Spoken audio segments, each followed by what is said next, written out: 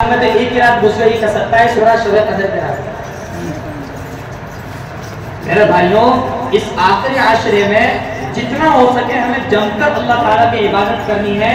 حدیث پاک کے اندر آتا ہے آپ صلی اللہ علیہ وسلم جب آخری عشرہ شروع ہوتا تھا تو آپ اپنی کمر کس لیا کرتے تھے۔ سیدہ عائشہ صدیقہ رضی اللہ تعالی عنہ فرماتی ہے لنگی کس لیا کرتے تھے، یہ بھی آیا ہے روایت میں، اور شد المئزر آپ اپنی کمر کو کس لیا کرتے تھے۔ کمر کو کسنے کا مطلب یہ ہے آپ آرام کرنے بستر پر ہی نہیں آتے تھے، پوری رات اور پورے دن جو ہے عبادت کے اندر گزار دیا کرتے ہیں۔ اور ہمارے اکابرین کے تو ایسے اعمال ملتے ہیں اس مہینے کے اندر کہ ایک رات ایک قرآن دن کے اندر اور ایک قرآن رات کے اندر پورا کر رہے ہیں۔ خود ہماری نسل کے اندر یہ واقعہ موجود ہے، ایسی مثال موجود ہے۔ میں کہیں دور نہیں جا رہا ہوں، خود میرے دادا جان رحمت اللہ ہے، ہمارے والد صاحب گواہ ہیں، وہ اس کی گواہی دیں گے۔ وہ خود جو ہے کہ رمضان المبارک کے اندر ایک قرآن دن کے اندر ایک قرآن رات کے اندر پورا کیا کرتے ہیں۔ خود میری دادی جان رحمت اللہ علیہ، اللہ تعالیٰ ان کو غریب رحمت کرے، ابھی قریب میں ان کا انتقال ہو گیا۔ خود میری دادی جان کو تو میں نے اپنی آنکھوں سے دیکھا ہے، وہ صبح قرآن کریم شروع کیا کرتی تھی اور افطار تک ان کا قرآن کریم مکمل ہو جایا کرتا تھا۔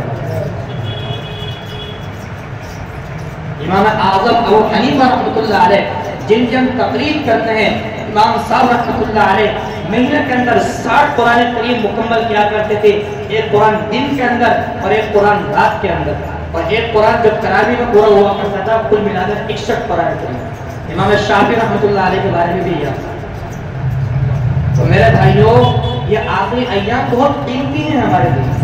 ہم نے 11 مہینے جو ہے جو گناہ کر لیے، 11 مہینہ اپنے غفلتیں کر لی، لیکن ان آخری ایام کے اندر کچھ ہم ایسا کر لیں، کیا خبر ہمیں معلوم ہے کہ اگلے سال رمضان میں ہمیں رمضان مل جائے گا؟ کیا ہم زندہ بچیں گے اگلے رمضان تک؟ ہمیں بھروسہ ہے؟ کسی کو بھروسہ نہیں۔ اس لیے ہمیں ان ایام کے اندر خوب اللہ تعالیٰ کی عبادت کرنی ہے، قرآن کریم کی تلاوت کا اہتمام کرنا ہے۔ آپ صلی اللہ علیہ وسلم کو سورہ ہود کے اندر آپ سے فرمایا گیا فاستقم کما امرت، اے نبی جی آپ کو جس چیز کا حکم دیا گیا ہے آپ اس کے اوپر جم جائیے۔ میں اپنی اس آیت کی تفسیر کر رہا ہوں جو میں نے شروع میں پڑھی تھی۔ آپ صلی اللہ علیہ وسلم کے داڑھی کے بال اور سر کے بال مکمل کالے تھے، سفیدی نہیں تھی۔ صحابہ کرام رضی اللہ تعالی عنہ ایک مرتبہ مجلس میں بیٹھے ہوئے تو آپ سے عرض کیا یا رسول اللہ آپ کی داڑھی پر سفیدی آ رہی ہے، یعنی آپ کے گنے چنے بال ہی سفید تھے۔ روایتوں میں 3 روایت آتی ہے، ایک روایت 16 بال کی آتی ہے، ایک 17 بال کی آتی ہے، 18 بال کی آتی ہے شمائل ترمذی کے اندر۔ تو آپ صلی اللہ علیہ وسلم نے فرمایا اچھا صحابہ کرام دیکھو وہ داڑھی کے بال اور سر کے بال کتنے صاف نظر آ رہے تھے کہ وہ گن لیا کرتے تھے، انہوں نے گن لیے، اتنے گنے چنے بال تھے، آپ کے چہرے پر سفیدی نہیں تھی، شباب تھا، لیکن آخری عمر کے اندر جب کچھ سفیدی نظر آنے لگی تو صحابہ کرام نے سوال کیا کہ آپ پر بڑھاپا تھا؟ تو آپ صلی اللہ علیہ وسلم نے فرمایا شیبتنی ہود، مجھے سورہ ہود اور اس جیسی صورتوں نے بوڑھا کر دیا۔ اسی سورہ ہود کے اندر آپ صلی اللہ علیہ وسلم سے فرمایا گیا فاستقم کما امرت، اے نبی جی آپ کو جس چیز کا حکم دیا گیا ہے اس پر جم جائیے۔ استقامت جسے کہتے ہیں، استقامت کسے کہتے ہیں؟ جم جانے کو استقامت کہتے ہیں، جم جانا کسی کام کے اوپر۔ جیسے ہماری استقامت معلوم ہے کہاں ہوتی ہے؟ ہم پورے سال کاروبار میں جم جاتے ہیں، وہ ہماری استقامت ہے۔ پورے سال کاروبار میں ہم جمے ہوئے ہیں، وہ تو ہے استقامت ہمارے پاس۔ عبادتوں کے اندر استقامت نہیں ہے۔ الاستقامت فوق الکرامت، استقامت کرامت سے بڑھ کر ہے، یعنی اگر کسی کے اوپر یہ کرامت ظاہر ہو جائے وہ ہوا میں اڑ رہا ہے، کسی کی کرامت یہ ظاہر ہو جائے کہ وہ آگ پر چل رہا ہے، اس کرامت سے بڑھ کر ہے استقامت۔ آدمی کا کسی کام کو لگاتار کرتے رہنا۔ حدیث شریف کے اندر فرمایا گیا ہے افضل الاعمال اجورها وان قل. آپ صلی اللہ علیہ وسلم نے فرمایا سب سے افضل عمل وہ ہے جو کہ دائمی ہو اگرچہ تھوڑا ہو.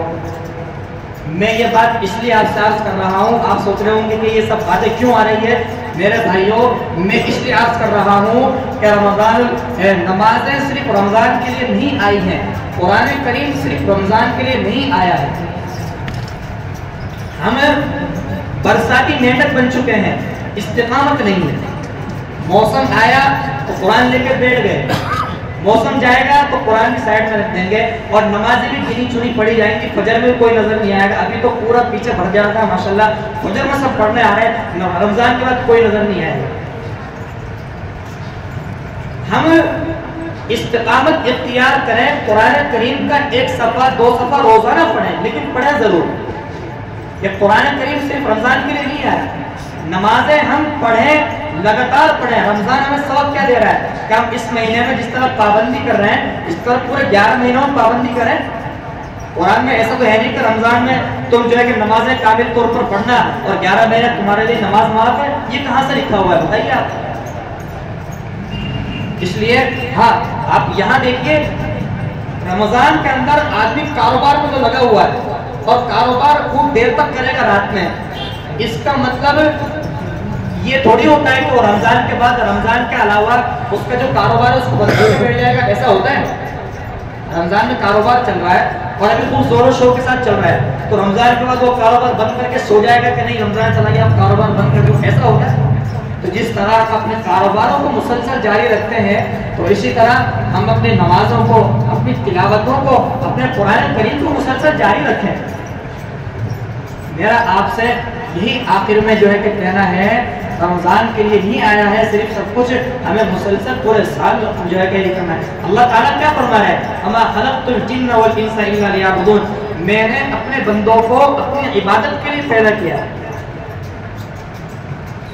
اور پھر ہم جو ہے کہ رمضان میں تو وہ مقصد یاد آ جاتا ہے جو ہمارا مقصد ہے عبادت, اور 11 مہینوں کے اندر ہم اس مقصد کو بھول جاتے ہیں.